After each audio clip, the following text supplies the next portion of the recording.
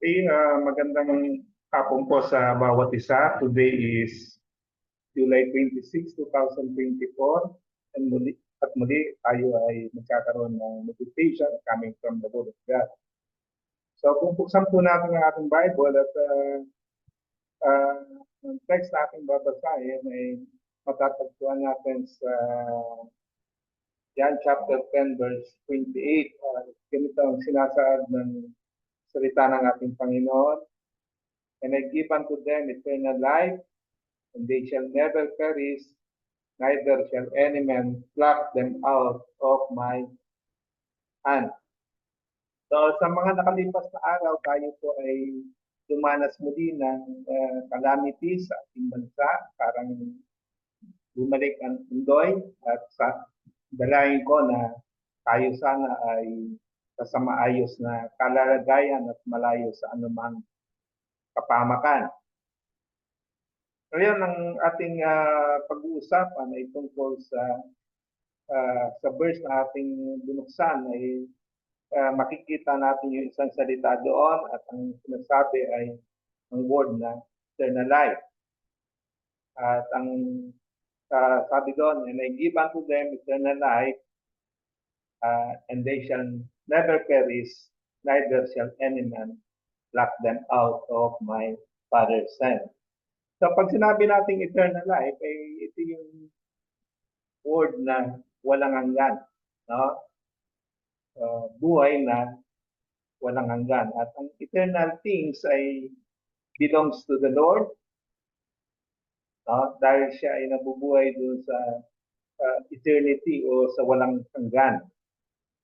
So, ang buhay na ibinigay ng Diyos ay sa isang mananampalataya is a wonderful gift. At pag sinabi natin gift, ay ang gift ay something na hindi mo pinagtrabaho o hindi mo inas. At ang eternal life is a gift ng Diyos nagbigay sa kanyang mga anak. Dahil sa puso niya, out of His loving heart na meron siya. Kalawa, ang life na ibinigay sa believer ay eternal gift. Hindi ba nagsasabi ay imposible na malaman mo yung eternity mo o malaman mo yung eternal life mo. No? At pag sinabi natin eternal, it is infinite, walang hanggan, no? At both side of time na hindi mo malirik yung tinatawag nating hangganan. Walang hangganan ito. Sa math, sa science, even sa theology, ang word ay nangangahulugang infinite, infinity, at ang paggagamit ay eternal. Sa math, ito ay number na walang katapusan. Halimbawa, 10 is to the power of n. Ang tawag doon ay infinity. Na hindi mo makalculate ang bilang o number. Sa science, ito yung distance or power na hindi mo ma-measure. Sa theology, ang eternity ay cannot be measured in time. At ito ay eternal now or walang hanggan. Never-ending moment. It is the word forever and ever. No? At dahil ito ay walang time, ito ay timeless. Ang word na eternal ay masusumpungan natin 47 times in the Bible. 45 nito ay minention sa New Testament. Ang unang pagka-mention ng eternal ay matatagpuan natin sa Old Testament and speak of God Himself na siya ay eternal.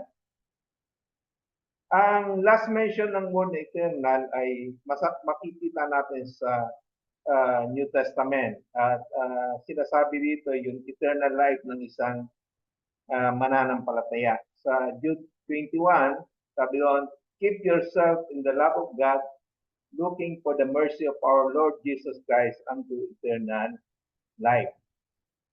So makita natin na there are two things na makikita natin yung pagkabasa sa word eternal.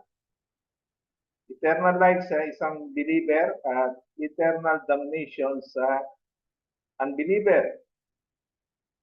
Tumutukoy ito sa ligtas at hindi ligtas. Ano ba ang diferensya? Ano ba ang pagkakaiba? Ang eternal life ng isang believer ay eternal. Eternal bliss, eternal joy, speak of worship, and speak of praise. While on the other hand, eternal life ng tinatawag nating unbeliever ay nangangahulugan ito ng eternal death or puno ng darkness. It is a punishment, it is torment, it is speak of fire and separation. Ang eternal life sa tinatawag nating sa believer ay hindi nawawala. The moment that you receive Jesus Christ into your heart, you have that kind of life. No? You have it now. Meron ka ng buhay, no? Hindi yung the moment na ikaw ay mamamatay at dadapo ka sa langit. The moment, ang eternal life is the moment that you accept Jesus Christ into your heart. Ang doktrina ng eternal life ay being attacked by men and also the devil. Dahil walang tao na pwede niyang i-merit ang kanyang salvation sa kanyang sarili o kanyang sariling gawa. Hindi niya pwedeng i-maintain ang kanyang kaligtasan sa pamamagitan ng kanyang righteousness or sa paggawa ng mabuti.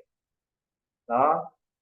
At kita natin na kahit na ikaw ay nabubuhay na perfect, sinless, at you still die and go to hell for all eternity. Bakit?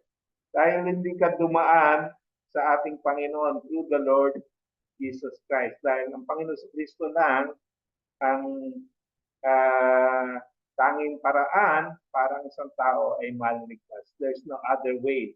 Walang ibang pangalan na binigay ang langit na ikaliligtas ng tao kundi sa pangalan ng ating Panginoon sa Kristo. There's no other way na pwede kang maligtas. Kaya kung ikaw ay wala pang kaligtasan, I hope na masumpungan mo yung inaalok sa iyo ng ating Panginoon that salvation comes through the merit of the Lord Jesus Christ. Hindi ka masave sa iyong sarili or any other ways, kundi ang kaligtasan ay masusumpungan mo lang sa pamamagitan ng ating Panginoon sa Kristo. Ayun, nasa araw na ito, may natutunan tayo na ang kaligtasan ay napakahalaga sa buhay natin. No? At kung wala ka pang kaligtasan, pwede mong basahin ang salita ng Diyos at makita mo ng tanging paraan ay simple lang at napakapaya.